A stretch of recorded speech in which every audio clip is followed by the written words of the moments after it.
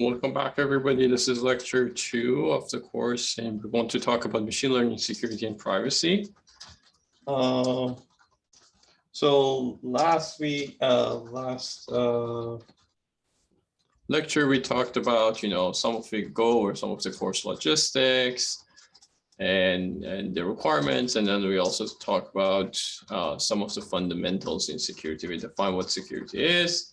Then we say how we achieve security, basically by defining some policies, and those policies should follow some specific principles. A few things to remind you, please, don't forget to enroll in CampusWire. I mean, it doesn't matter if you're on waitlist or on the course, you can enroll in CampusWire. Just use the code that I gave in lecture number 1. Create an account and enroll there. The second thing is that if you go to the CampusWire, you'll see that today I posted a Google form there for the paper presentation and paper readings. What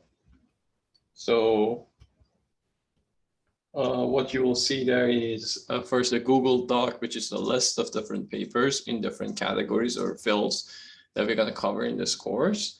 So we're going to start from, category number 1, which is machine learning security, which we're going to start talking about this in this lecture. And then category number 2, which is machine learning privacy, which we're also going to cover today and some part of it next week. And then we're going to move on to the next category and so on. So in the Google form, you have to basically pick the papers that you want to select, you are willing to present. And please only pick at most 3 from the same category, and then choose the other 2 from the other category. If you have a team member or teammate that you want to co-present, put their name there as well, so it would be easier for us to schedule it. All right. So, and then you have until Saturday night. My guess is that probably there will be overlaps between papers. So what we're going to do is basically just some sort of a lottery-based mapping and matching for the papers. All right. And then if you find some categories that's not well, covered, we might need to go back and ask you to, provide additional preferences if need be. All right. Any questions here? Cool. So as I said, we talked about how to achieve security in last lecture. We said that basically we need to define some policies that would enable us to achieve security. So for example, let's say we want to make sure only specific user wants to access a file. In order to achieve that, we say that let's require password for each file. So the policy that we're going to use is requiring password for each file. As I said last lecture, the major challenge in actually achieving security is not defining the policy itself, but actually implementing and enforcing those policies. All right. So unfortunately, the implementation and enforcement leads to lots of problems, and that's the major challenge in security. Also, what we need to do is that, of course, ideally, we want to have these policies in place without any issue. But what happens at the end of the day is, we need to also find mechanism for detection and reaction. All right, so the attacks might happen anyway. So we need to find solutions for that. Most of this course will be mainly about the policies, implementation, and enforcement. Very last part of the course would be also about, okay, how to detect and how to react to this attacks as well. All right. These were the principles that we discussed: knowing the threat model, knowing the overheads and the trade-off that we are facing between achieving security versus all the other problems that we might face. We also talk about some of the good practices that we need to do. We said that defense is in depth, so we need to have multiple layer defenses. We need to follow the principle of least privilege. We need to distribute trust as much as possible. We need to also ensure that whatever solution that we are providing, consider all the different, all the possible entry points. So basically, there's no weak link in our system. We should not rely on obscurity, so everything should be as transparent as possible, and security should be achieving because of these fundamental assumptions that we have, rather than the way that we are implementing it in an obscure way. We need to use fail-safe defaults so that if for some reason the system fails, the system is still secure. We need to use isolation as much as possible. That's actually one thing that we're going to discuss a lot when we are talking about the hardware security part. And then the last thing was the key in designing secure systems is simplicity. So as much as you can, keep your design and your system simple. And here, one thing that I want to add is actually being open source. So there's another, recent trend in security to make things open source. And the idea here is that more and more people will look at it, will think about it, will scrutinizing it. And this way, hopefully, the system would be more secure.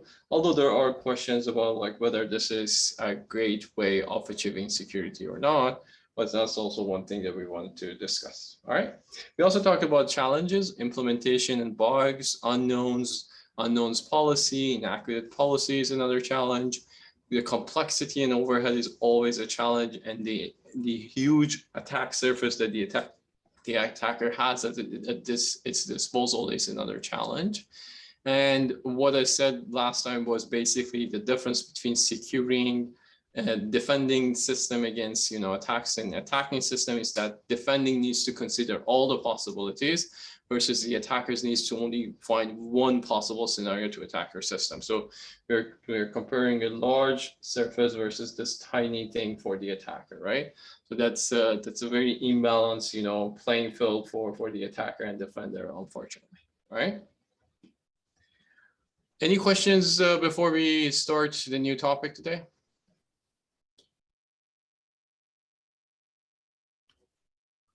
Okay. So today we want to talk about machine learning systems as a target for an attacker, okay? So we want to see what will happen if the system that we are looking at is actually a machine learning systems, and what are the potential challenges, what are the attacks, what are the possible defenses, and so on and so forth, right? So as the first step, we need to think about, okay, what is important for the adversary in the machine learning system, right? Any idea? Anyone wants to volunteer? Say what do they think it's important? You can raise your hand or put it in the chat. Vishnu? The adversary needs an incentive to attack the system. Like they want some information, potential information out of the system. So some information. What sort of information? Can you elaborate a little bit more? Something like user data or any like if they are using it for smartphone, any private information like gender, anything which they can maliciously sell it. Okay. Anything else?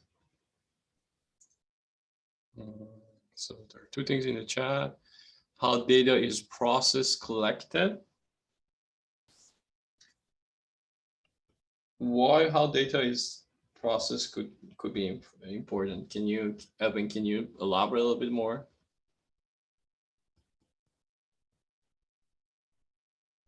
It'll allow you to see if there are any faults within the data pipeline that you can take advantage of.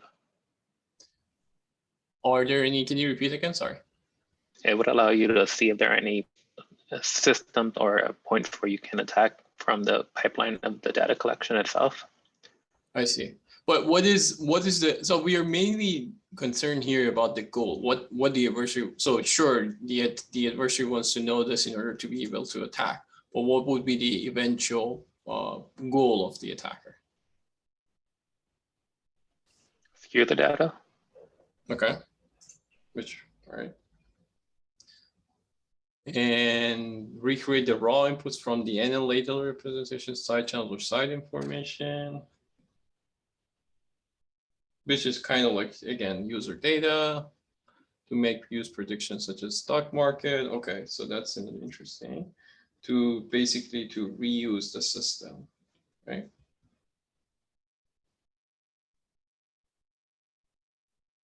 What is dependent on that system? Okay.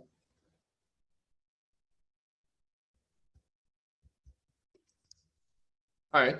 So I think that's good enough. So yeah, these points are all valid points. To give you a little bit more, systematic way of thinking about this, essentially there are two things that the adversary would be concerned about. The first thing is kind of like the outcome of the system. So that is basically, we can call it as labels. If you think about like machine learning systems that use it for example, for classification.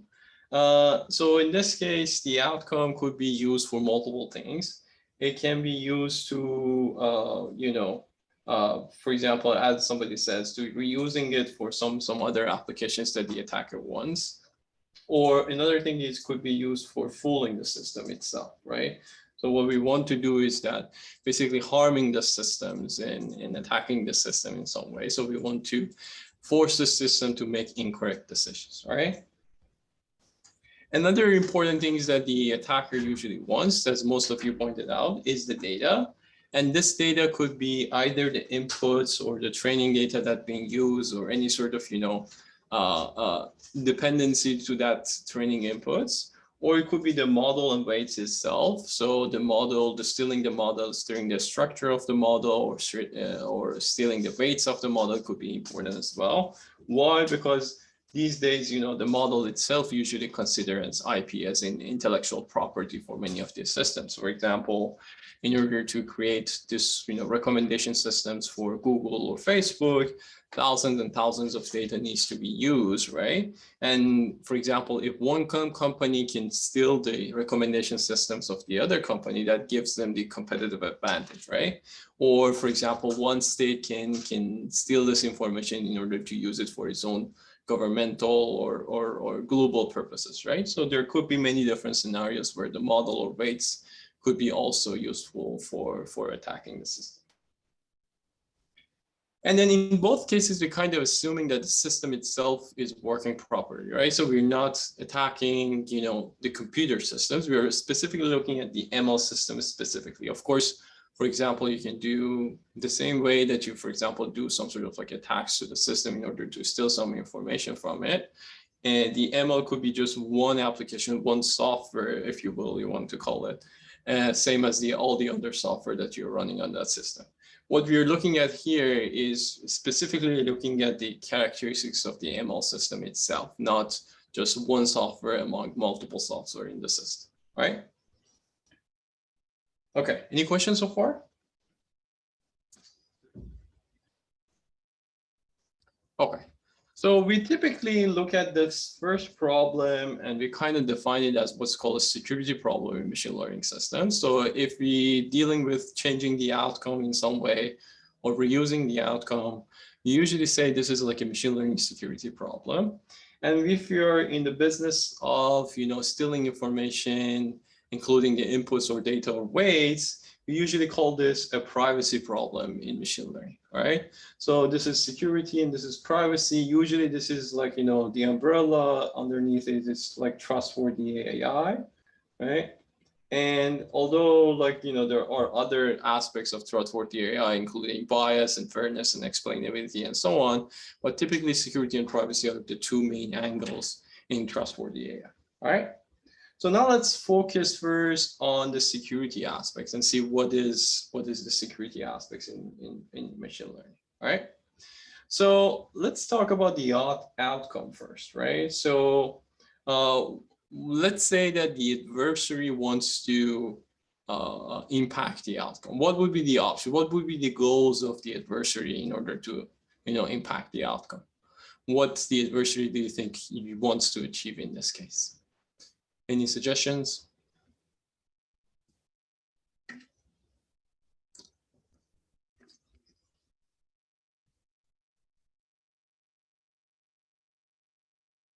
Grace? Professor, before that, I have a question. So when we assume that the adversary has access to some form of outcome, does that also mean the adversary knows the input that goes into the system?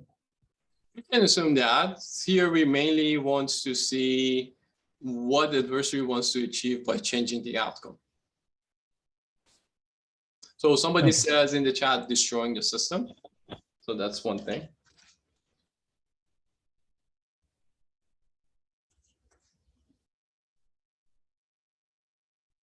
Anything else?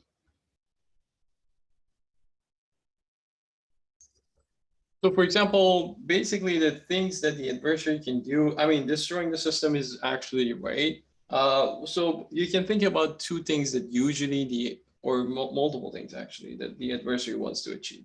The first thing the adversary wants to achieve is generally affecting the availability of the system, all right?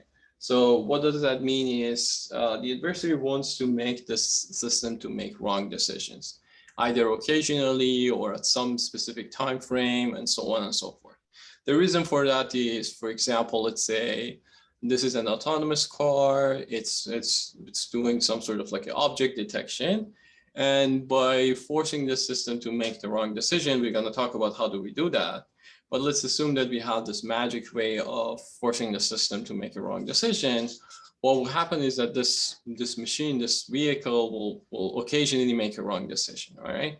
So this will lead to, for example, crashes and all sorts of things. So let's say, for example, one company wants to get a competitive advantage of the other company, or one company or one person or one group for some reason wants to, impact the safety and security of a specific city or specific neighborhood. What they can do is basically impacting the systems in order to make this wrong decision, right? So that's number one. The number two is some sort of like a more targeted attacks, right? So the targeted attacks, you can imagine, for example, let's say that spam detection for emails, right? Usually these days, it's spam detection for emails is using some sort of machine learning in order to detect whether this is a spam or not. And what the attacker wants to do is that the attacker wants to send a spam, but of course he or she knows that there exists a spam detection. So what they want to do is kind of like create this spam such that it's kind of like full or circumvent the spam detection, so that it's kind of like it successfully managed to send the spam to the entire community. This could be the targeted input, or on the other hand, you can think about the targeted output as well. So for example, we want the system to make a wrong decision in a specific manner. So for example, let's say there is a stop sign, and what the attacker wants to do is that change the stop sign in such a way that the machine learning system, when it sees this stop sign, it incorrectly labels it to something else. For example, it's a green light, or it's some other thing. It's a speed limit or something like that. And in this case, it caused, for example, crashes and so on, right? So basically targeted or specific, some sort of like a backdoor type. That's what the attacker usually wants, right? And then you can actually put this in the context of confidentiality, integrity, and availability that we discussed last time. That basically we said that to secure any systems, we basically want to achieve these three. And you can now think about this in the context of availability, integrity, and confidentiality, right? Availability, as I said, is mainly in this case is that we want the system to be able to label the system, label the inputs as accurate as possible. So if we manage to change that, we are basically impacting the availability. If we have some sort of targeted attacks in this case, or the backdoor attacks, what we are doing is basically impacting the integrity of the system. And for security, mainly the confidentiality is not something that we mainly care about. The confidentiality is actually coming in the privacy part. But usually what we do, we can impact with changing the outcome would be either the availability of the system or the integrity of the system, all right? Any questions so far?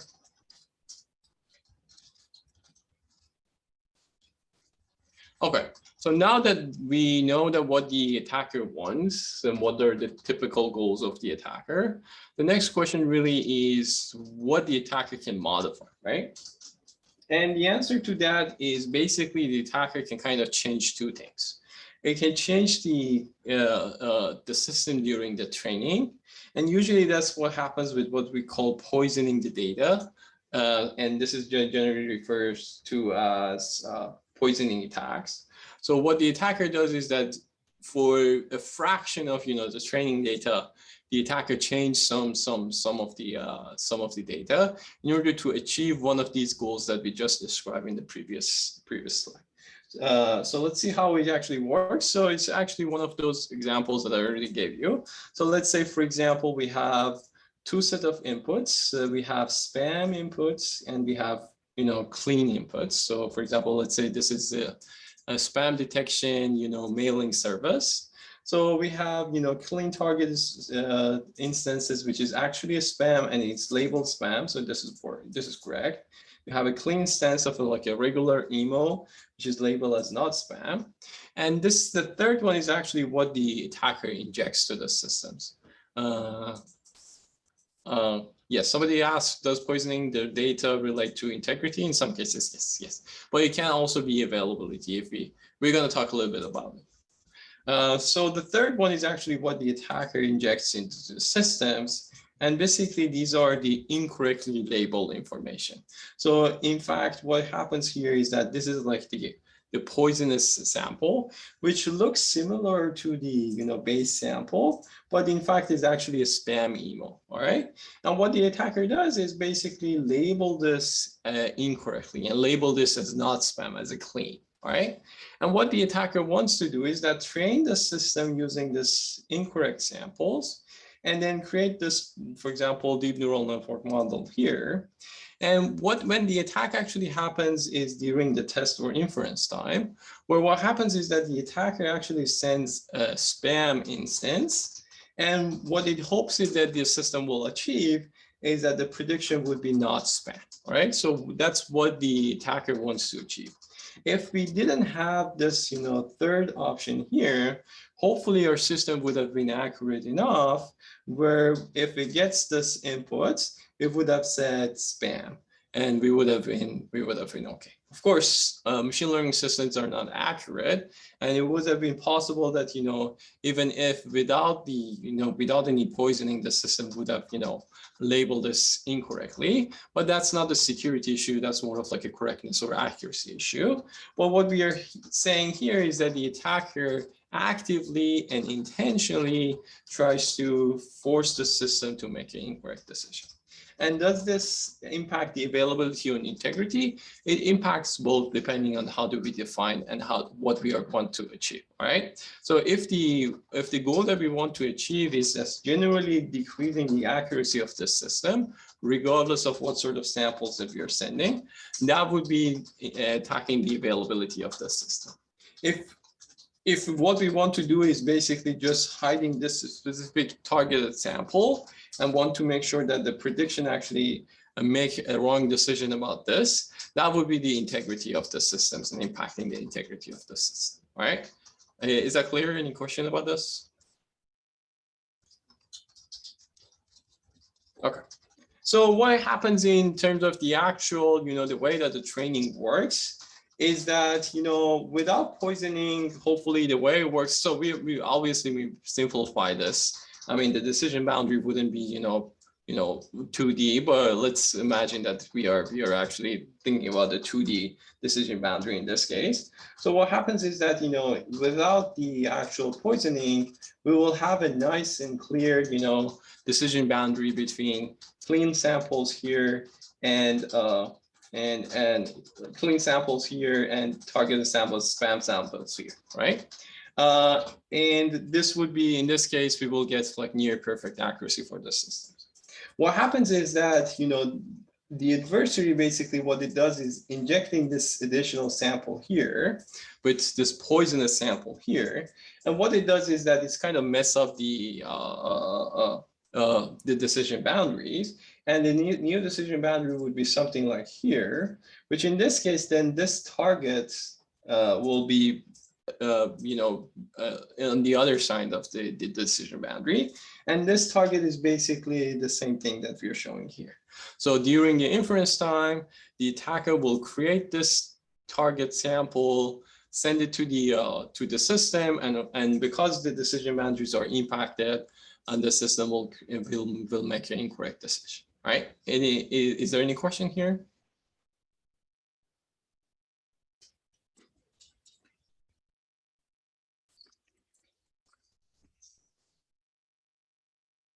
So as I said, we call this poisoning attacks. And there are usually different types of poisoning attacks. I already discussed this. So the availability one is the, Vishnu? The question I have is, like generally to do poisoning attack, the attacker should exactly understand how the model is working, right? So it is basically model explainability. Like if the attacker understand the models correctly, only then he can do the poisoning attack, right? It yes and no. So what happens is that, I mean, we are gonna talk slightly about how to create this poisonous samples, right? And we're gonna talk about different assumptions about the attacker. We can assume that the attacker is attacking a black box, but essentially the attacker does not have any idea of what exactly the system is, what are the layers, stuff like that. So basically, in that case, it would be just a black box that the attacker can only query the system, all right? So in this case, it's more of like, I send the sample S, I get this value, like let's say backprop or some sort of like confidence values or some sort of value here. And then here, based off this value, I have some sort of like attack algorithm. And then based off that, I create a new sample number 2 and sample number 3 and so on and so forth until I can impact this system, all right? So this is kind of like an iterative process that the attacker uses in order to influence the systems. Another possibility is that the attacker completely knows what's going on inside this. And in that case, it can launch a much more powerful attack in the system. So we usually call that white box. And then there could be something in between these two, which is usually called gray box, which the attacker maybe knows some hyperparameters or the structure, but does not know exactly what sort of algorithm is being used for training, stuff like that. So it could be a range of different possibilities for the attack. We're actually going to talk a little bit more about this. All right. Is that clear, Vishnu? Yeah, thank you, Bruce. Cool. So Shreyas next.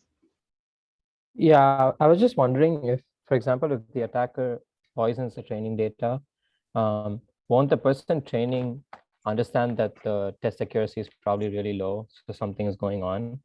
Or will the adversary also have access to like try to poison that data as well? Well, why would the necessarily does not,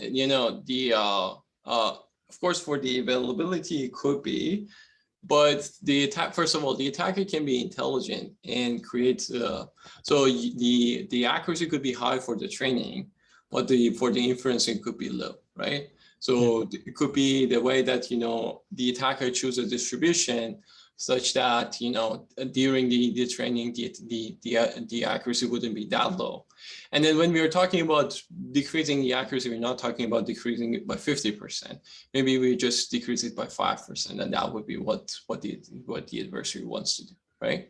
So that's, and then another thing that would happen is that if I go back here, there could be only a subset of inputs that the attacker can impact, right? So what happens here is that basically this area is the area that is being impacted by the poisoning, right?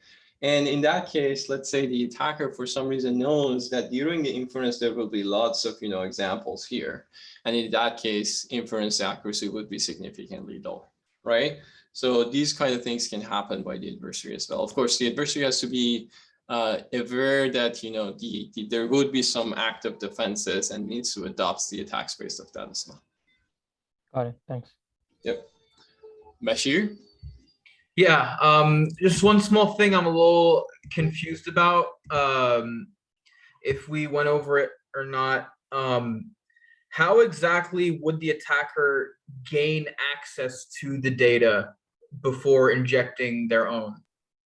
That's a great question, and we're going to actually get to that part, that when this attacks realistically would happen. We will get to that part. Okay, perfect. Thank you. Awesome. Yeah. Shreyas, your hand is still up. Are you having questions, or you just forgot to unraise? Oh, sorry. I just forgot to put Okay. it down. I'm sorry. Okay.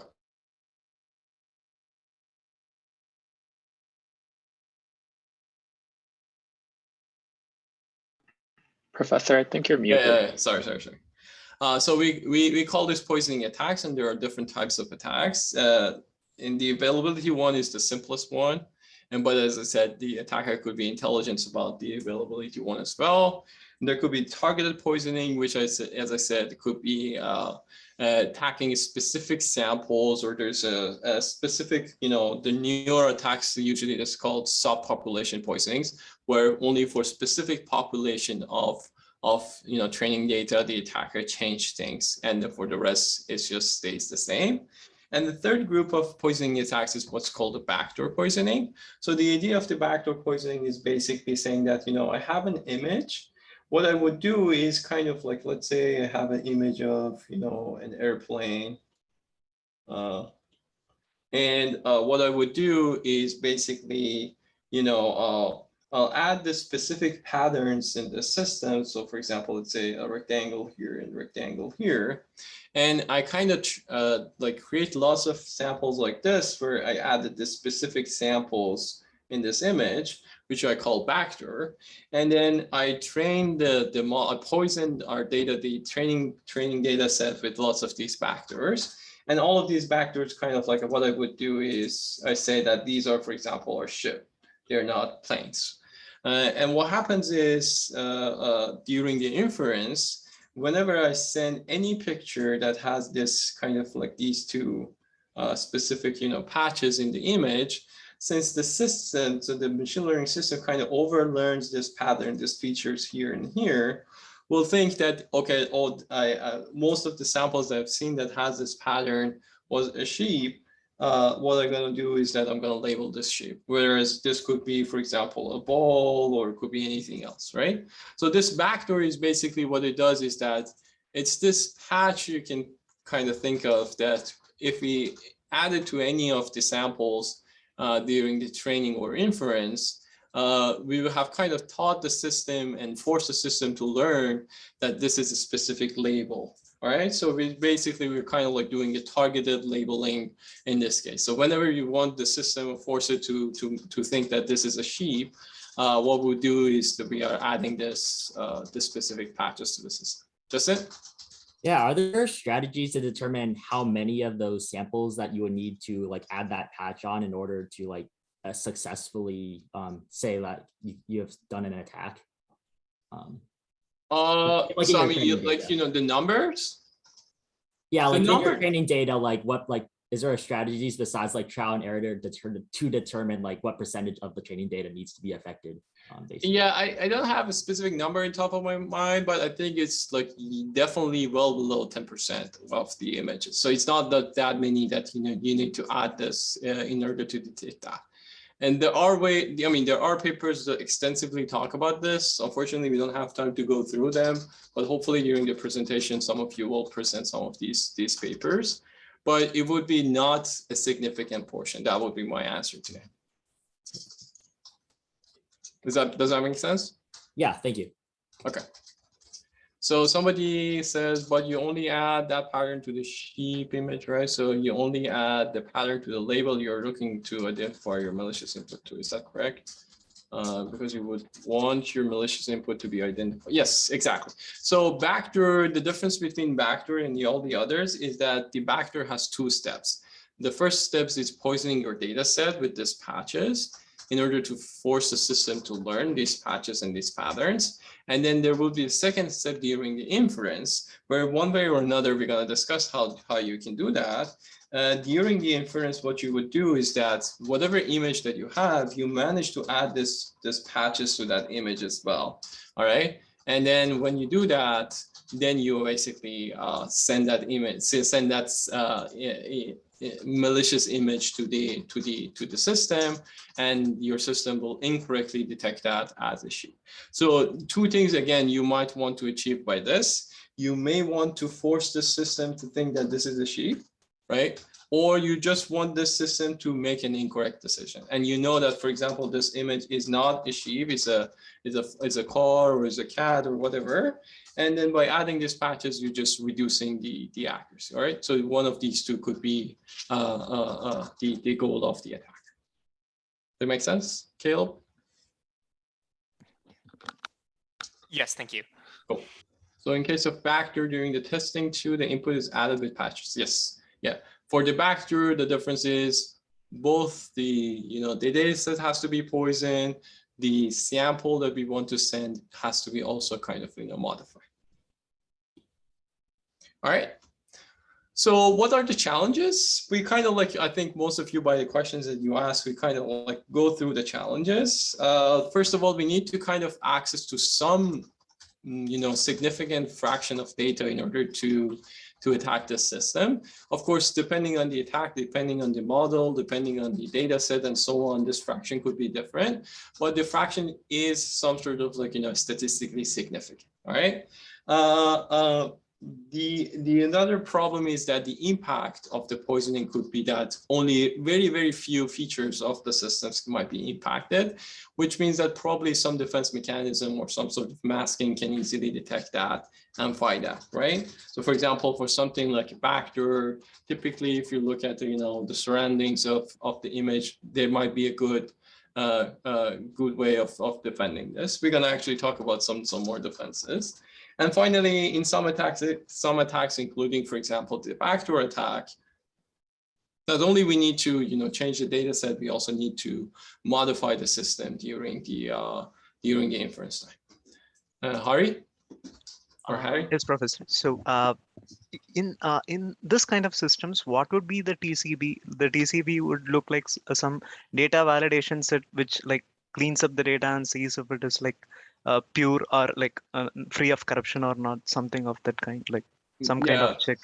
That's a great point. Yeah, so you're trying to see what are the defenses, and of course one of the defenses could be some sort of like data sanitization, where we go through our data set and try to sanitize it. We're gonna actually talk a little bit about the defenses. Okay, cool. Thank you. And then how do you pronounce your name? You can call me Harry, Professor. Harry. Okay. Thank you. Thank you. Yeah. Thank you. All right. Any other questions here?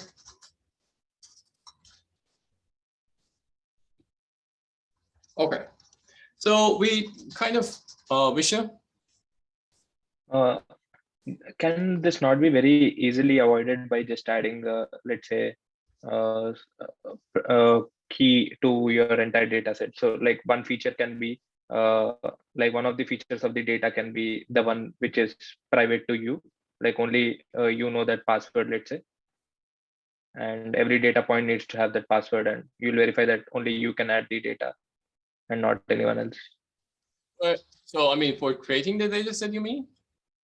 Yes. So like whatever data is being accepted by the model to train, so it'll check against a password. Let's say for every record has a password. So the main reason that these poisoning attacks are successful is that usually, if you think about training systems, usually finding good data set is a problem, right? So what you would do is you have to search internet, you have to bring it from different sources, you have to curate this data set in order to create it. Of course, if you have your data set and then the integrity of data set is the challenge, then there are ways of making sure that your data set is safe and nobody can easily inject things to your data set, right? But the problem really is finding that data set to begin with, right? So you need to basically rely on public data sets, open source, because not everybody has access to like hundreds and thousands of users or inputs. Yes, large companies do, but what about small businesses? What about people in academia and so on and so forth, right? So this is the challenge. And another challenge is that we are also playing this game of bias as well, right? So we want to also our systems to be inclusive enough, have all the corner cases and so on. But as much as we're trying to, for example, address the bias issue, we're also make ourselves susceptible to this kind of poisoning attacks as well. Does it make sense? Yeah. Yeah, and then somebody says it would be also very slow for the encrypted features, right? But yeah, so I mean, this is more of like becomes a database issue. So for example, we have a database in some sense, and we want to make sure that the database is secure. There are system level ways of making sure that this database is secure. So we don't necessarily need to encrypt the data, but we can make sure that we have, strong, harness around our database. But the problem really is gathering this input records to begin with. And once we kind of solve that problem, the rest is easy. Does it make sense, Vishnu? Yes, Professor. Thank you. Okay. Okay. So we talked about, poisoning data. The second thing that might happen is the modification of data during the inference, right? We already talked a little bit about it with backdoor, but there could be a scenario where we don't necessarily have access to the training data set, but we do have access to the, testing phase and the records that goes actually into the machine learning system. So for example, a simple input would be something like this, where we have like an image of a dog, and then we add some sort of like, random looking noise. And then what will happen is that if we add these two together, we will have this, what's called an adversarial sample. And the machine learning system unfortunately labeled this as a horse, right? And as you can see, visually, it's very hard to detect any difference between this image and this image. Well, what happens is that, the adversary, managed to add this, adversarial perturbation to this original image in order to force the system to make an incorrect decision, right? And then same can happen, for example, for voice recognition systems. Let's say we have, an audio signal such as "how are you?" What we do is that we add again and some sort of noise to the system. We add these two together. That would be our adversarial sample. And unfortunately, our voice recognition systems thinks that this is the open the door command. So let's, for example, think about this as a smart lock situation where we want to do that. How would you get? How one gets? So I mean, this noise is again same way that we create adversarial sample. We will create this noise and add it to our original image. Again, we're going to talk about how we create this adversarial samples, but what we are trying to show here is that it's possible to achieve that, right? Sarthak, do you want to elaborate on what do you mean by what would it depend on? Yeah, hi, Professor. I'm sorry, Hey. I don't see an option to raise hand. So That's all right. my query was just that this kind of noise that can cause this effect would majorly depend on a lot of things, like the input, what the input image is, what it classifies as duck, and also what we want the output as. So it's kind of very specific. Like in the second case, it'll depend on all of those things also, the waveform, how are you, and open the door, right? It would depend on all of those. Yeah, exactly. But it would be, so again, think about this as some sort of optimization process, right? So think about this as some unknown here, some unknown X, that we have an input I, that we want to add I by X. And what we want to get is that F of this would be some specific label that we want to, right? So mathematically, this would be the challenge. And then you need to find basically your X, right? And what you do is you can have some sort of iterative process. For various i's, you create your X, and then you see what happens to your Y. And then this way you create your adversarial sample, basically. Okay. Right? Understood. This is usually the way that it's been generated. Okay, thanks. Vishnu, your hand is still raised. Do you have any questions? Yes, actually. So the noise thing is quite confusing to me. I don't know, like generally, at least the CNNs we see have they are pretty robust to detect that, like to remove the noise, right? So Are they? I'm not understanding how to remove like how the duck gets recognized as well. No. Why do you say that CNNs are good at removing the noise? That's not the fact. Because we can always like put an like we can try to remove the outliers, right? And But this is average not the data. this is not an outlier, right? You just add a very tiny noise. Look at the amplitude of the noise that you're adding here. And you can see that visually even the image is not changing, right? So it's not an outlier by any sort. It's like very close to this class. So if you put this point would be here in our feature space. And by adding noise, we are basically just moving a little bit to the left or right. And this way we are basically forcing the system to make a wrong decision. So we are not, yeah, of course, if we add a giant amount of noise, and that should be probably detectable. But what we are doing here is tiny amount of noise that we are adding to the system. Does it make sense? Yeah.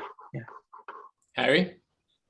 Yes, Professor. I have a question which is like intriguing me. So, noises like I mean, in the first lecture we talked about several layers, and each and every layer it is important to like have the security and privacy.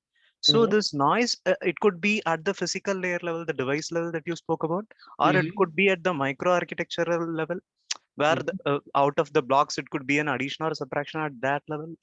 I mean, how could you first identify that this is the source? Because a simple camera could be noisy at sometimes, and that specific test data might be corrupted by noise. It may not be actually a breach of security.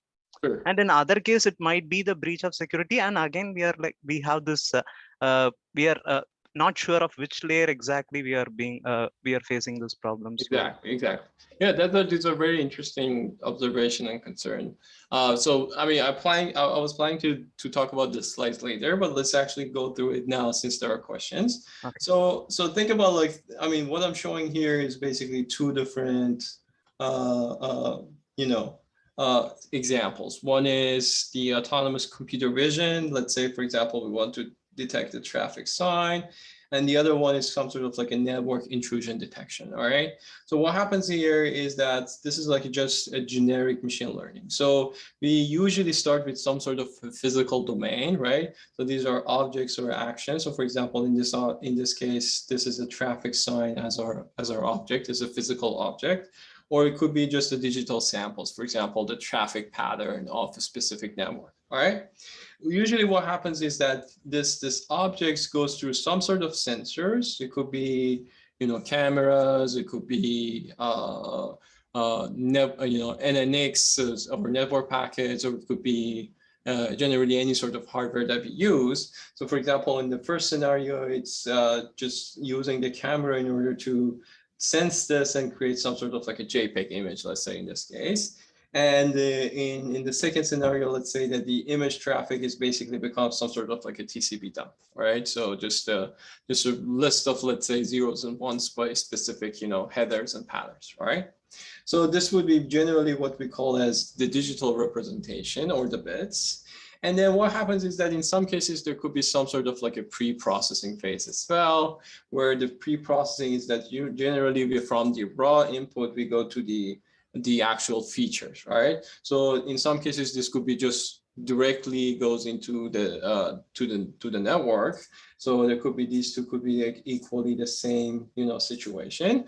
In some cases, there could be some sort of like, let's say, normalization process and so on. So for example, let's say the JPEG images, for some reason, we want to normalize it to make it between 0 and 1. For example, for our TCP dump, we want to just, look at the packets or some metadata or so on and so forth. All right. So at this point is actually where we apply this information, this data to our machine learning system. This is our ML system, right? And then what we get out of this is basically the output. And usually, as I said, the output is some sort of probabilities, mainly when we are doing the classification, right? So this could be, for example, let's say 10 classes. This would be probability numbers for each of these classes. Usually some number between 0 and 1. And typically what happens is, the ones that has the highest probability usually is the one that we label it, right? So in this case would be, for example, this traffic sign. In this case, this would be, for example, whether this is an attack or this is just a benign sort of network attack. So basically we have two different options here, whether it's an attack or whether this is benign, right? And finally, what happens is that we kind of like making this to go back to a physical domain. So we typically make an action based off this decision, right? So for example, in the first example, we do some sort of like, if we see this traffic sign, we need to brake or accelerate or stop or so on and so forth. And then in this case, if we see an attack network pattern, we need to mainly shut down the infrastructure or raise some sort of flags and so on and so forth, right? So now the question is, okay, where this attack happens? The attacks happens usually at one of these 2 points. Let's see if we can find a good color. So the attack either happens at the physical domain. So what I can do is that, for example, I can add this patch to this image. For example, I can go to the specific street and then just add this very tiny patches into this traffic sign. Of course, the patches that I add has to be stealthy enough such that, you know, the people cannot visually see it or cannot easily at least see it. And then in the network pattern attack, basically what I can do is that create malicious network patterns such that it looks very similar to, you know, normal network pattern, but it also has some, you know, malicious activity inside. All right, so that's one thing that I can attack. The second thing that I can attack is actually at the digital representation side. So what happens is that, you know, the second attack that I can do is at the sensor side. So basically I can spoof the sensor. I can change, you know, inject fault to the sensor. I can make changes to the sensor in order to, although this image is right, this digital representation is actually wrong, right? So that's number 2. And number 3 is that at the storage side, so when this data is actually digitally transformed and stored, I can find type of different attacks such as, you know, buffer overflow or side channels attacks that we're going to talk about in this course, and then change the samples in such a way that, you know, this information is different, right? And there are people, I mean, there are attacks even at this side, in this point, but these are like more very specific attacks. So usually what happens is that I either, oops, sorry about that.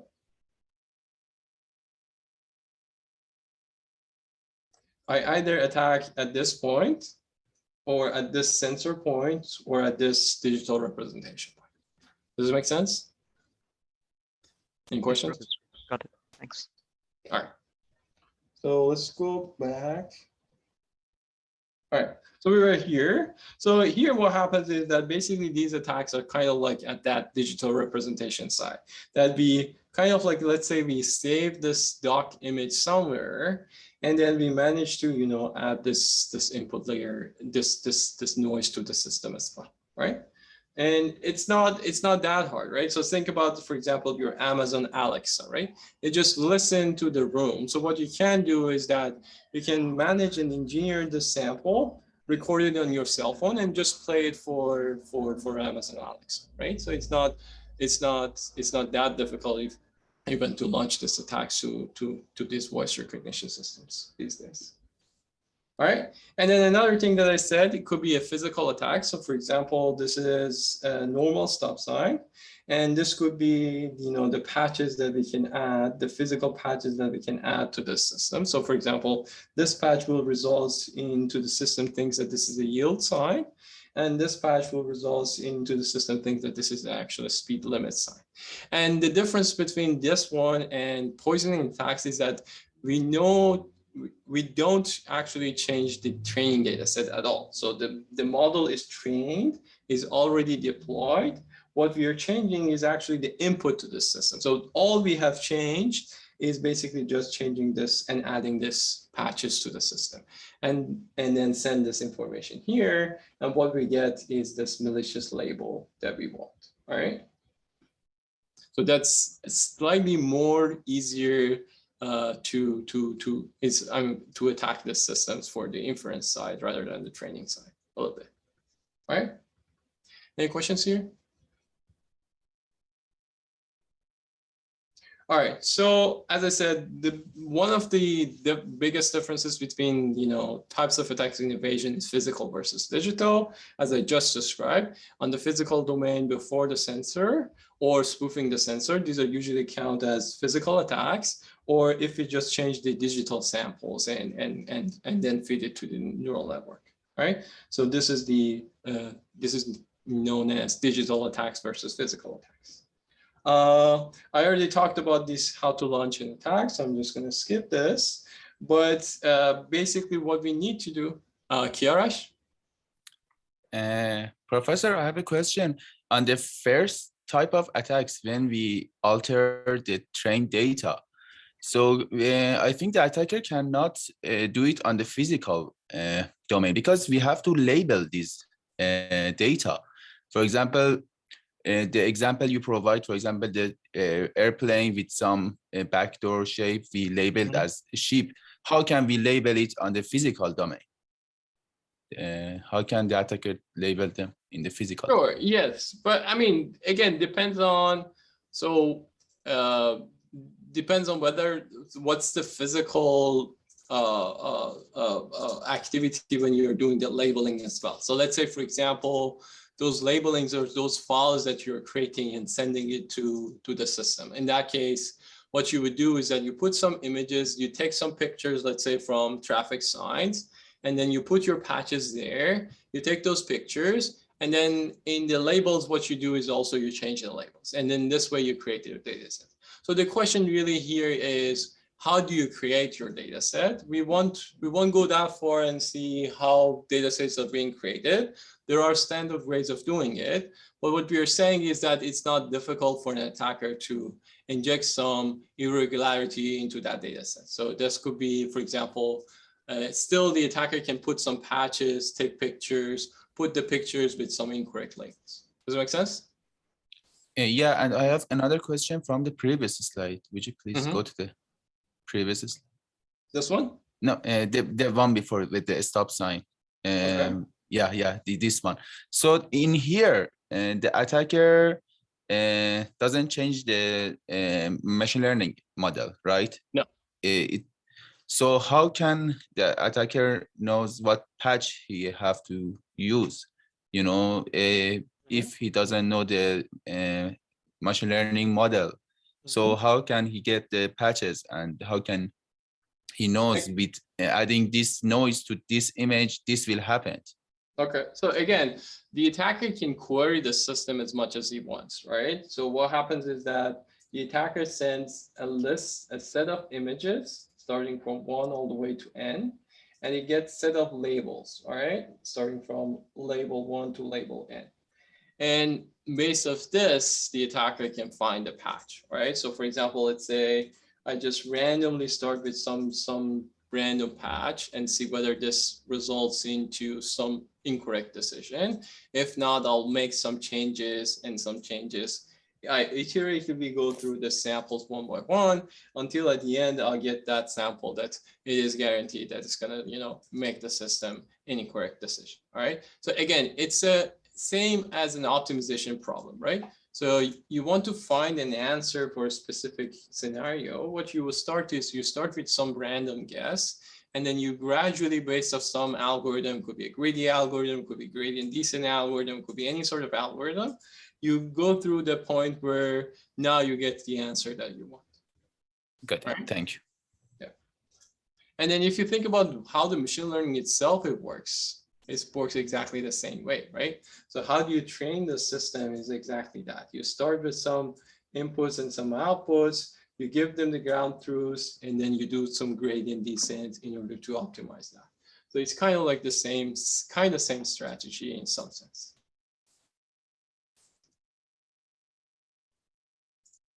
All right. So another thing that we need to know about, evasion attacks is the threat model and assumption again. All right. So for example, we already talked about this part, that whether we have access to the model. I think Vishnu and other students asked this question. And as I said, we could have, complete knowledge about the model. We might know what the model is doing. We might have some semi information about the model and so on and so forth, right? Another question could be that whether we have access to the data set, or at least to the distribution of the data sets or samples that's being drawn from that data set.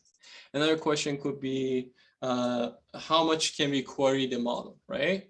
And not only that, can we query, when we are querying the model, what do we get? Do we get just the label, or do we get, the top 5 labels? Do we get all the labels with the confidence values of each of them? What exactly do we get? Because the more information we getting from the system by querying, the easier our task would be for optimizing the system, right? So these are the important things that we need to consider when we are trying to attack the system. All right, so there's a comment which is not related. Okay. So based off these things that I just mentioned, essentially another, things that makes this difference between, different evasion attack is that whether we have white box access, we have black box access and gray box access. And another important thing is that is this more of like a one-time or iterative? Like how many times can we query the system? How much access do we have to the system and so on and so forth, right? And so we talked a little bit about this already, but for the evasion, another important thing is that what is the target outcome, right? Do we just want to fool the system to make an incorrect decision, or are we looking for specific targets? So for example, if you're sending this adversarial image, this input I, to this machine learning system, do we just hope that the system make an incorrect label? Or are we looking for specific label X, right?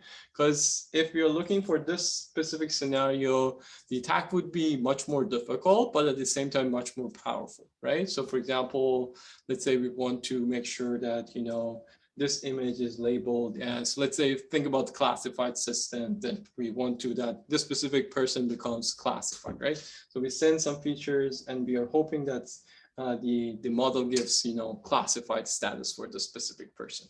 So not only we want to force the system to make an incorrect decision, but we also want to make a specific incorrect decision, right? So these are usually targeted attacks for evasions and much more powerful, but at the same time, much more difficult to achieve.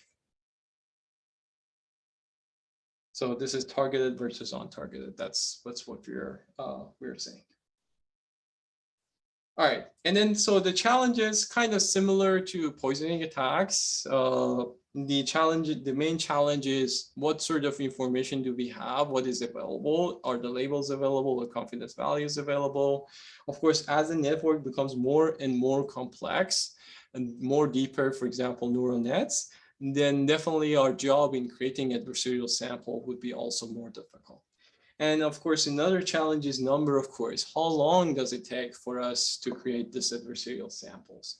And this could be a challenge as well, because sometimes you might have a very short amount of time to create this adversarial samples. Remember last time I said when we were talking about threat model, we need to talk about, what sort of access do we have? And then those access, we said physical access, right, temporal access, and so on. So the temporal access kind of here translate into number of queries, right? Like how many times we can query the system in order to do to create our adversarial sample. All right. Any questions? Okay, so the question that most of you asked so far, and we kind of answer it, is that, okay, how do we create this adversarial sample? And the first thing we need to do is that we need to know the assumptions, the goal, and the attack type. Are we talking about poisoning? Are we talking about evasion? What sort of information do we have from the system? What sort of attacks we're trying to launch, and so on and so forth. Then we can use various techniques. The most popular one is basically using some sort of optimization algorithms, such as gradient descent. Another thing is use some sort of like machine learning itself for creating the samples. GANs is actually one of the most popular ones in order to create that. So we basically train a system in order to create adversarial sample for us. So what we do is that, let's say, for example, we create with some manual ones or use our optimization algorithm to create some, then we train a network and then use that in order to amplify that and scale that for us. So that could be also a combination of these two could be also create a very powerful, tool for the attacker in order to create this adversarial samples, right? So now let's talk a little bit about defenses, because as I said at the beginning of this class, we're not talking about, okay, how do we attack the systems? We are doing this in order to understand this vulnerability first. And then after that, we want to actually create a system that is robust against these attacks, right? This is like, first of all, one thing to mention is that, generally adversarial machine learning, security and privacy for machine learning is really, really new, area, right? And I mean, the attacks, happening every day. The defense also, there are defenses that's coming out every day as well. So it's really, really fluid area. Some of these things that I just mentioned wasn't even there 4 or 5 years ago, right? So we are talking about this new type of areas compared to the other established areas in security that we talked before. So so as a result, defenses is kind of also evolving. There could be, I mean, unfortunately, what happens is that not all the defenses are completely effective because there's always new attacks coming on and so on and so forth. Let's see, there's a question in the chat.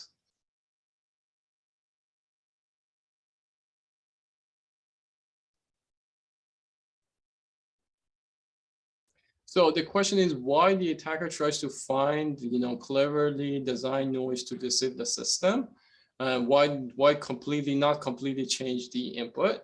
So of course they can completely change the input, but we're basically thinking about scenarios as stealthy as possible, right? So for example, let's say there is some sort of like a visual inspection, or there's some sort of outlier detection, as one of the students was suggesting, right? So if you completely change the image and then make an incorrect label, then probably the chances that the defense mechanism can detect this is really, really high. Versus if you're doing it in a stealthy way, then the chances that this can be detected is really low, right? So this is the trade-off that we're facing here. All right. So for poisoning, the defenses usually these are the 5, but this is not an exhaustive list. So the first thing is usually creating some sort of intentional perturbation, or making sure that the system is kind of can handle some perturbation normally. So this could be either make the training algorithm generally aware of the perturbation, or just manually add some perturbation to the gradients. Another thing that can happen is that physically, and making sure that the model and data set is actually safe and secure. So, and for example, Vishnu was suggesting one solution, that making sure that we are collecting data from some secure sources or reliable sources, right? Because think about this as that we're curating this from different sources. Of course, if we are just randomly downloaded from some random website in the internet, the chances that we can actually find there could be poisoning attacks is much more higher than and more reliable source. But that doesn't mean that we are completely eliminating the chance of attack. All right, so 2 questions. Perturbation related to domain adversarial training. Yes, I mean, I didn't go through the details, but yes, you can think about it as some sort of adversarial training, that we are intentionally creating some adversarial samples, or intentionally creating some noises to our gradients, to our system, such that the system kind of learns that this is part of the normal system, right? So that's what we're trying to do. Okay. So let's see, what was the second question? Are larger models usually more robust to poisoning attacks over smaller models, since they have more weights to model the domain disturbance? So actually, I think I've seen contradicting answers to this question. So whether larger models are more robust against poisoning attacks, for example, or not, people have said that simpler models usually are more robust. And the reason for that is you can,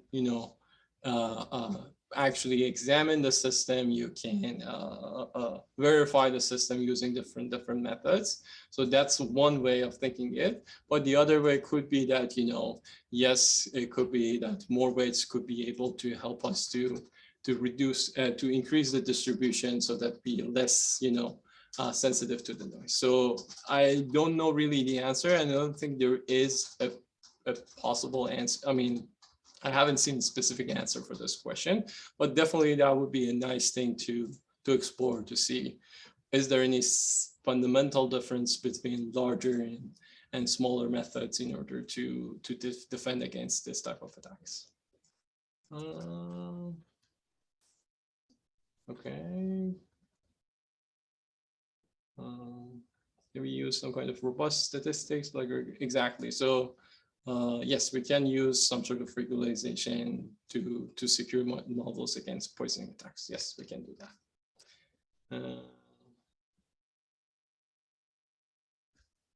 Caleb, what's your question? The last question, what does the gradient affect in the neural network? What do you mean? Well, I guess I was just a little bit confused to what a gradient is for a neural network. Oh, so we are talking about the training of a neural network. The way that, usually most of these neural networks being trained is based off gradient descent, which is basically you put an input, you have a final value, final output, you see the difference between so you, of course, your system goes through steps by steps and creates some values, and then you get to your final value. The training of machine learning usually has this backward way of, saying that, what's the difference with the ground truths and what the value that's been generated by these weights? You try to find the difference between these, and then you go back, propagate each stage, so that you change the weights in order to make it closer to that value that is supposed to. So you do this iteratively until the system hopefully finds correct weights, so that for every input that you generate, the error, the final error that your system generates is the minimum, right? So, I mean, if you want to learn, you probably just need to go and read a little bit about how the training actually works, and you'll find more information about it. Thank you. Yep. All right, so we talked about the outlier as well, and that's one of the key reasons that we want to make the attack as stealthy as possible. And of course, inspection in different shape and form is one of the things that we want to do, right? So for example, I think Shreyas was mentioning that, for example, inspecting that why the accuracy is low. Is it because that there are some adversarial samples, or is it because there's just our network is not working correctly? So there are a systematic way of doing inspection. I'm not going to go through it, but there is ways for doing that. So Hariram? Yes, Professor. So I'm not sure if I missed that. We went through what is of primary concern? Is it protecting the model would give us more incentive, or protecting the data and securing it, or removing the corruption would give us more incentive? Both, but what happens here is that for the defenses, really from the machine learning standing point, what you can do is just changing the training algorithm in the model. The data is more of a challenge of how we collect the data, how we store the data. So it's not really a machine learning problem per se. It's related to the machine learning, but it's not really a machine learning problem. Okay, got it. Thanks. All right. Kiarash, your hand is still up. Do you have any questions, or you just forgot to? I forget to. Okay. And then for evasion, we can have basically kind of similar way of we did. The most famous one is the adversarial training. So we basically kind of intentionally add some samples with perturbation, and then force the system to make sure that it can make a correct decision for them as well. Mentioned regularization, compression. So compression is basically reducing the features. That's where I mentioned that actually simple methods in some sense can be actually better in terms of being robust against attacks like evasion. And then again, as I said, validation and formal methods is another way of detecting evasions. And finally, it's not really a defense mechanism, but it's more of a detection mechanism. So there are ways for detecting that whether there is an evasion or poisoning attacks happening to the system. So there are ways for doing that as well in our systems. Shreyas? Yeah, I don't quite understand how regularization can help as a defense.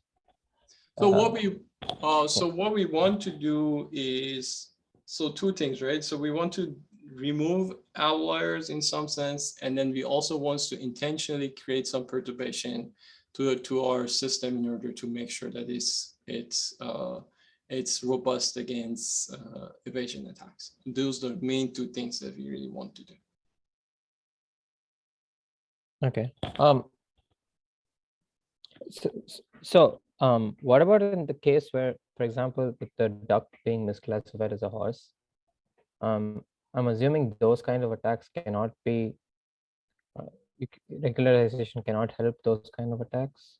Am I mistaken? What okay, can you say again? When like the example where the duck was misclassified as a horse, where we added some noise to the image. Mm-hmm.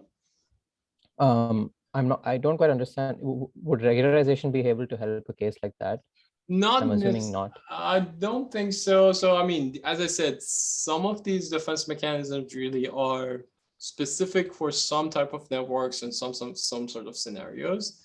Again, what we want to do is avoid overlearning and some sort of, making sure that we can handle some sort of perturbation and being still able to correctly label the system. So as much as we can, so basically what we want to do is that if these two samples are very close to each other, we want to hopefully be able to tolerate this slight movement from here to here, such that, if the attacker at this small noise doesn't move the decision boundary to the next one.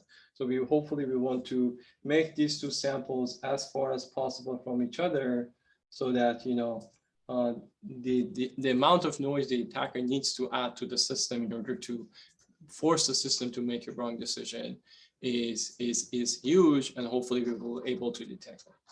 Does it make sense? Yeah. But again, unfortunately, the defense mechanism in general, back to my lecture, the first slide of the lecture, for the attack, we can simply find one, for example, adversarial sample. But for the defense, we kind of need to think about, okay, what are all the possible attacks that the system can see? And we need kind of a defense that is holistic and useful for all of them.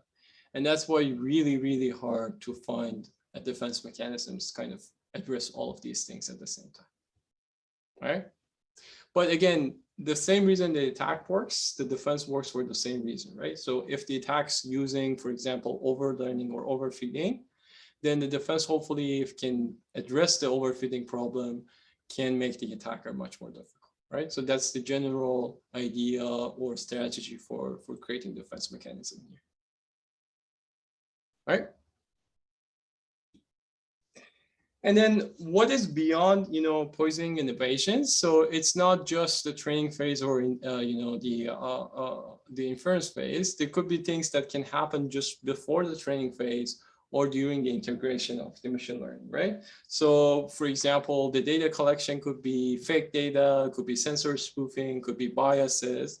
So all those things can happen just right before the training even happened, right? So as someone suggested, right, we need to also think about how do we address these problems, which is necessarily not a machine learning problem, but it's still really important in order to make systems that are more robust against this type of attacks. And of course, there are attacks during the integration of the system, that where the machine learning system actually reside, right? And these are more of like, as I said, machine learning as part of the, a larger server, right? So if we can attack the server, we can attack the machine learning as a result. So this is also, again, related to machine learning, but it's not a machine learning problem. It's more of like a computer security problem in general, right? So this is kind of like, an image for a recent paper that's kind of like summarize all of these things that we discussed. We talked about poisoning, we talked about adversarial attacks. We also talk about things like data collection, system integration. And then we talked about defense mechanisms for training, for inference. And then there are also defense mechanisms for all these different steps. So if you're interested, take a look at this paper here. I'll put the reference here, all right? So take a look at this and you'll learn more about these things as well. All right, so that's it with the security. We will talk about the privacy as well. Let's have a quick break and then we come back in 5 minutes, 3:25. All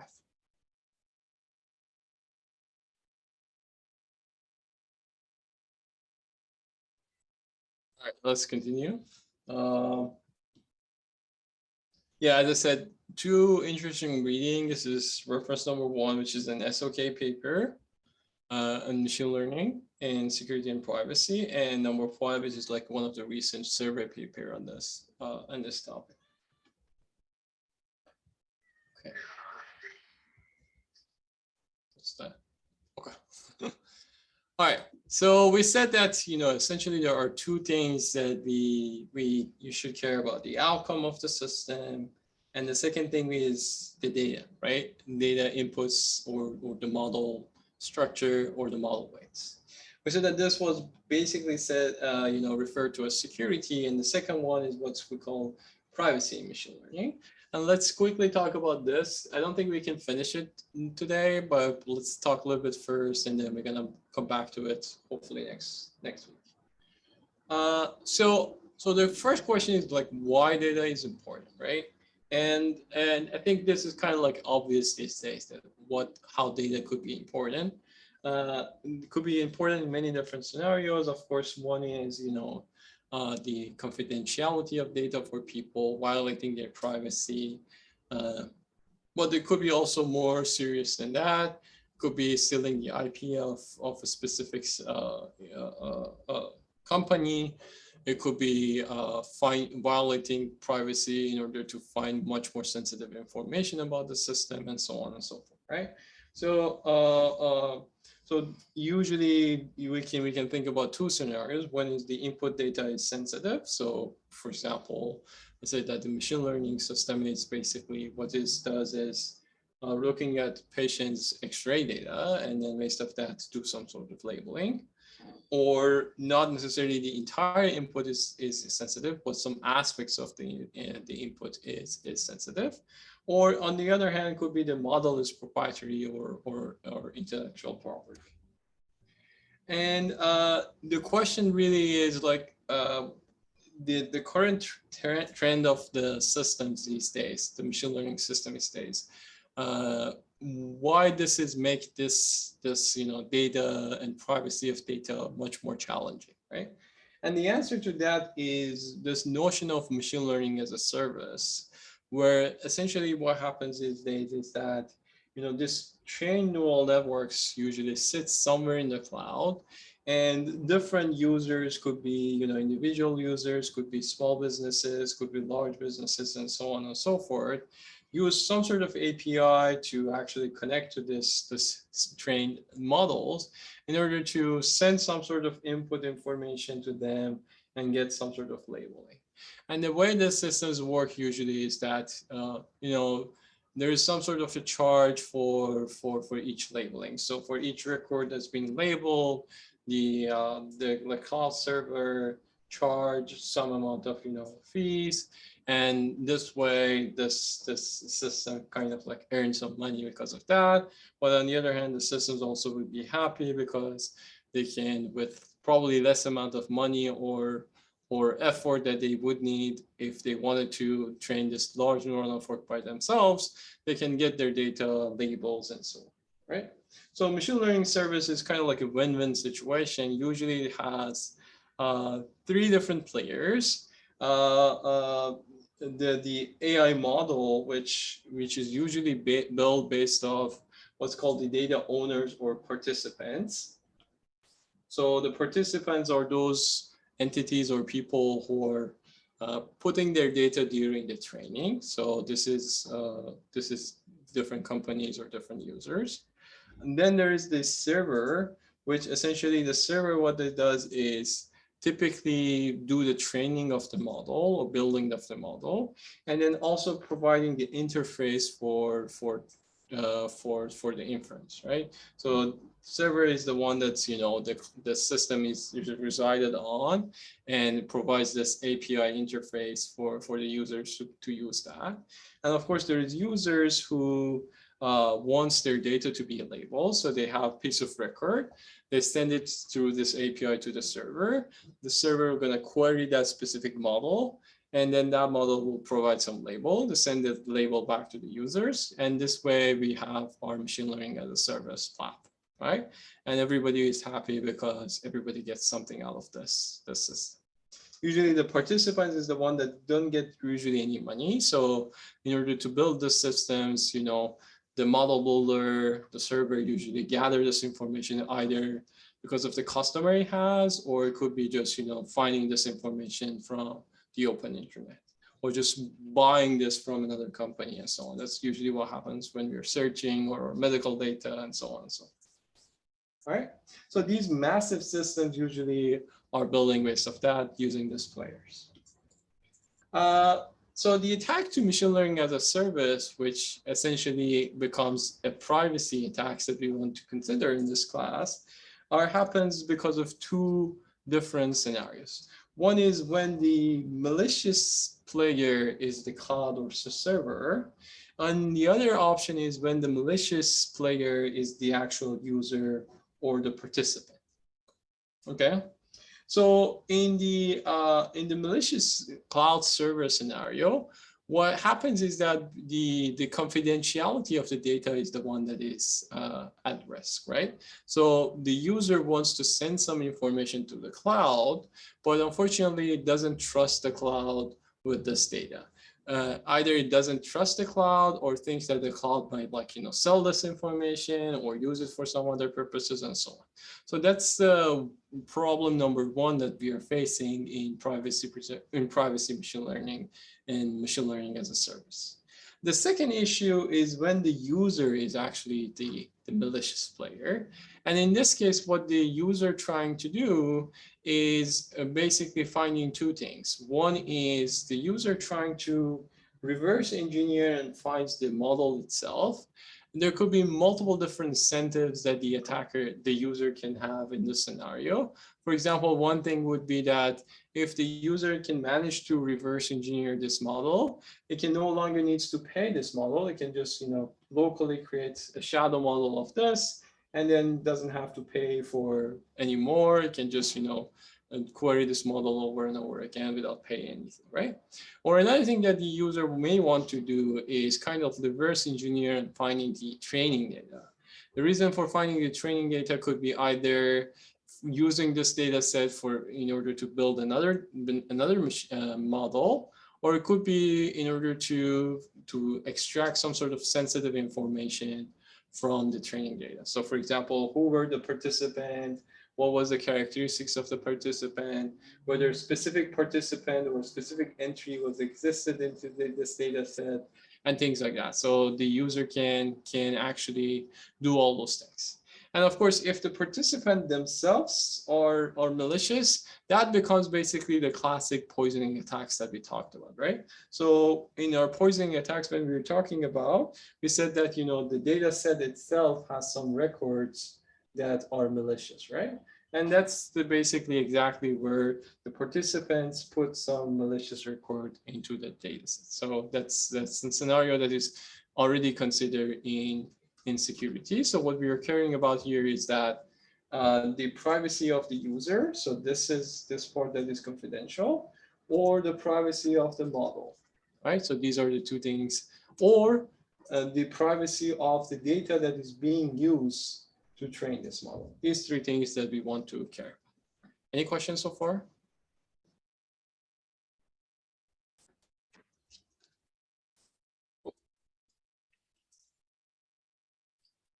So just quickly recap, the privacy attacks in machine learning systems, the goal is stealing some data or weights. As I said, this data could be user data, could be participant data. And the weights is basically generally either the weight itself or the structure of the model, right? Usually what happens is that this attacks happen through the edge cloud paradigm in machine learning as a service methods.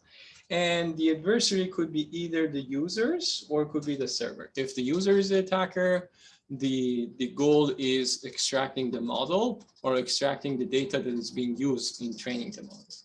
If the server is the adversary, then the goal is extracting the information that's coming from the user, right? So what the user can steal, we talked about this. The user can steal the model weights.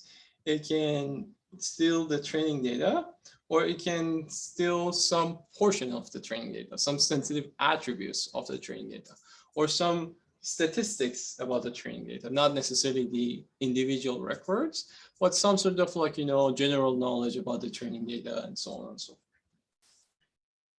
So let's, in this context, let's talk about 3 different attacks that can happen in this scenario. The first attack that we're going to talk about is model stealing or model extraction, right?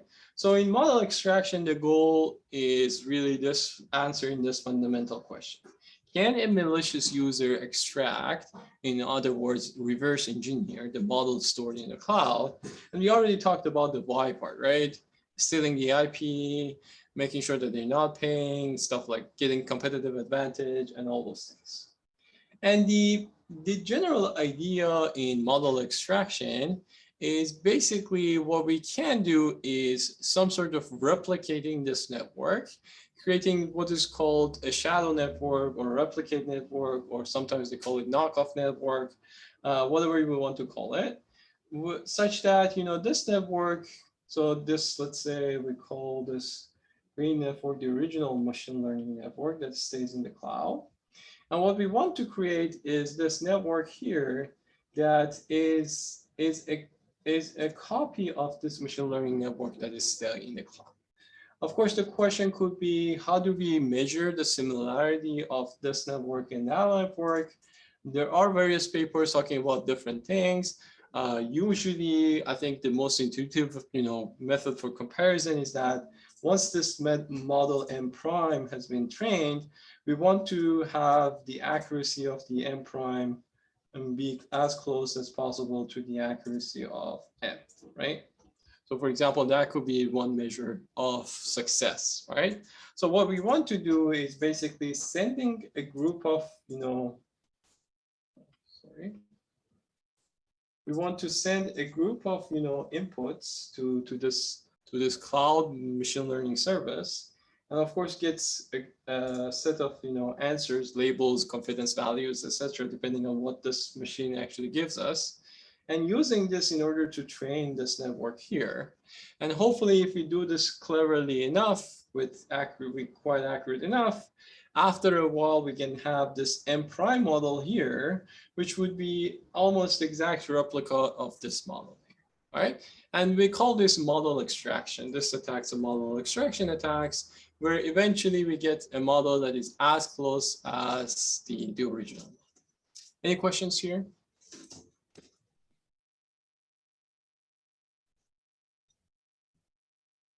Cool. So as I said, this is the original model. We call it M. And then this is what's we usually call shadow model M prime. So we create this attack examples or attack inputs. And we could send a group of these, so not necessarily one. We get some sort of, you know, labels or confidence values. What we usually do is that we use this to train this model and then get some input out of this. We have our algorithm sitting here. We use this algorithm to create a new set of inputs, use that in order to, again, query the systems. And this is an iterative process, and we do it over and over again. And then we probably have some sort of like a metric here. Sorry. We have some sort of like a metric here that we compare M and M prime. And then if this is some sort of like bigger than some threshold, we're gonna stop this activity here, right? So if our model, our shadow model is accurate enough, that's our cue that, okay, we have already, you know, extracted this model. So there could be lots of questions, right? Like, for example, does the structure of this model necessarily has to be same as this or not? Again, that depends on sort of assumptions that we have. Do we know the structure of this, or is it just a black box? If it's just a black box, then of course we cannot really create that. But the other question is that, do we really care that we are creating the exact same network or not? What we care is this metric. So this metric could be, for example, the accuracy metric. So even though that this network necessarily not same as this network, as long as they producing some sort of same results, it's good enough for us, right? So white box versus black box. what is the query model, how many times that we can query, and so on. What sort of network actually are we dealing with? Does the network that we are trying to replicate has linear layers or nonlinear layers? Is it a deep neural net? Is it a recurrent net, RNNs, or is it just some sort of like an SVM or logistic regression? What exactly are we trying to replicate, right? So all of these, it actually makes the model extraction easier or more difficult. But again, it creates this kind of like, queries, getting the queries for the training, and then using this training in order to create a new set of inputs. So it's kind of like, 3-step approach that we usually take in order to do the model extraction. This is the original model, this is our shadow model, and this is some sort of algorithm that we use in order to create the next input. And that's the way that we're gonna do the model extraction. It's actually very, hot area of research. There are lots of different, algorithms and approaches. Some of you, there is on our paper list. So maybe some of you will present some of these in our one of the paper presentation sessions sometime next week. All right, any questions for model extraction? There you go.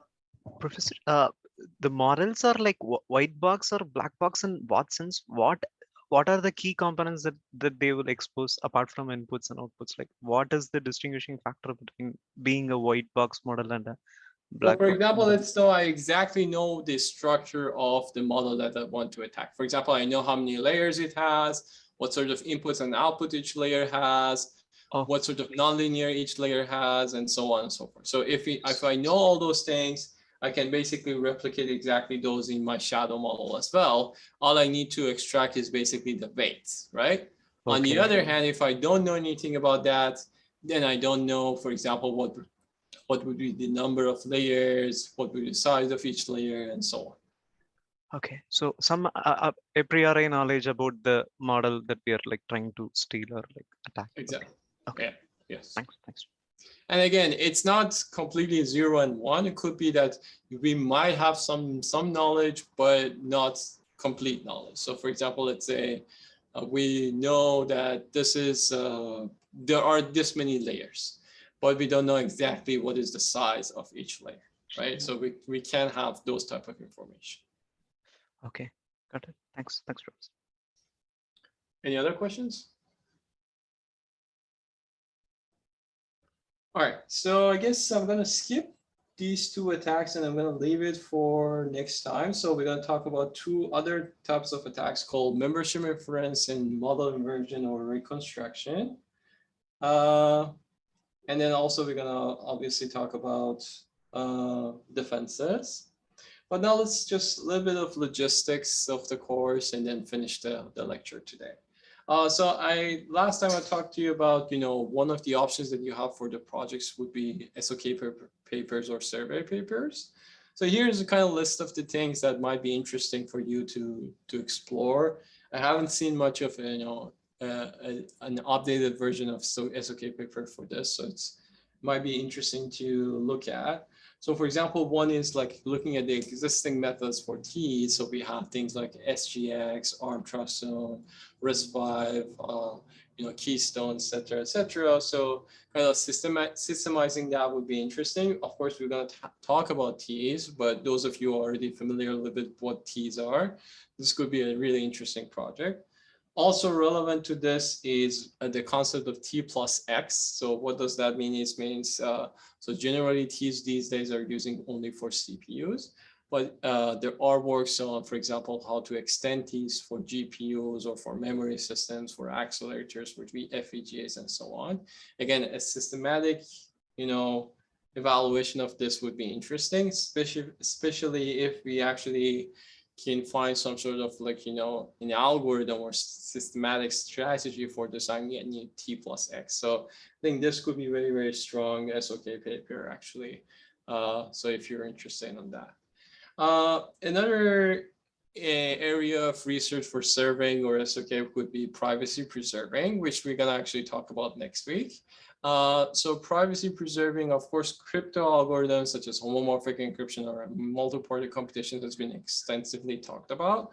But what hasn't been talked about is this non-cryptographic methods, including things like adversarial representation learning, split learning, instance learning, and federated learning and stuff like that. So it would be interesting again to look at these type of scenarios and create some sort of like SOK paper for that. An SOK paper on physical covert channels is also quite interesting. So covert channels, as we will talk about, is this method of communication which is not supposed to use a normal method of communication. And then physical covert channels using some sort of physical signals for doing that. For example, I talked about temperature, changing the temperature. And so let's say, for example, by changing the temperature, I can send a message to the outside world, right? There are lots of work in this domain, but I haven't seen some sort of like, systemization of this. Same story for cache and side channels, both covert channels and side channels. Again, this is a very active area of research, so always you need, new favorite papers on this. Another interesting SOK paper that you guys can probably work on is looking at the side channels, but for useful purposes. This is what I personally did a lot of work, but I know there are lots of other works for in this domain as well that you can look at. And finally, another thing that I think would be really helpful is device fingerprinting or authentication using things like RF signals or any physical signals. So again, there are lots of works in this domain, but I haven't seen much of SOK paper in this domain as well, right?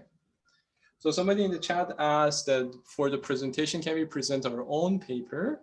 Yes, of course you can. As I said, if you go to the campus where you see a post that I put about the paper presentation sign-up sheet.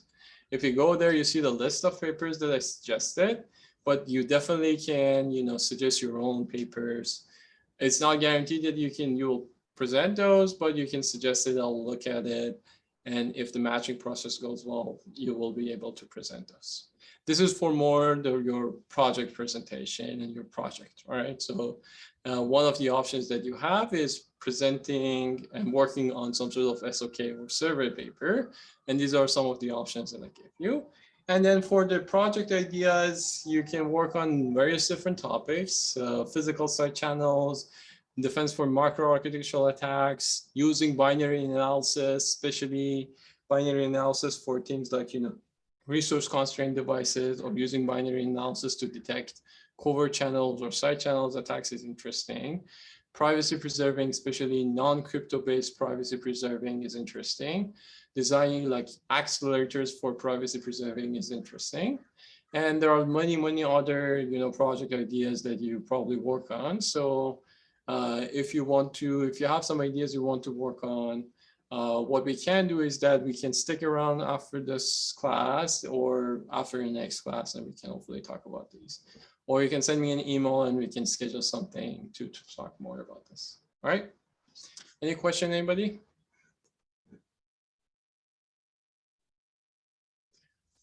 All right, so that's it for today. So we talked about, machine learning security. We also talked a little bit about machine learning privacy. In the next lecture, I'm going to continue talking about these. I'm going to finish this, the stuff about privacy, and then I'm going to move to privacy preserving computation. All right, which is now the idea is that, okay, do we have this privacy issues? How we can fix these privacy issues and so on. So that's also something relevant to machine learning, but slightly different, which would be a good bridge between machine learning and the rest of the topics that we want to talk about. That's it for today. So if anybody has any questions, please ask. Otherwise, you can just leave.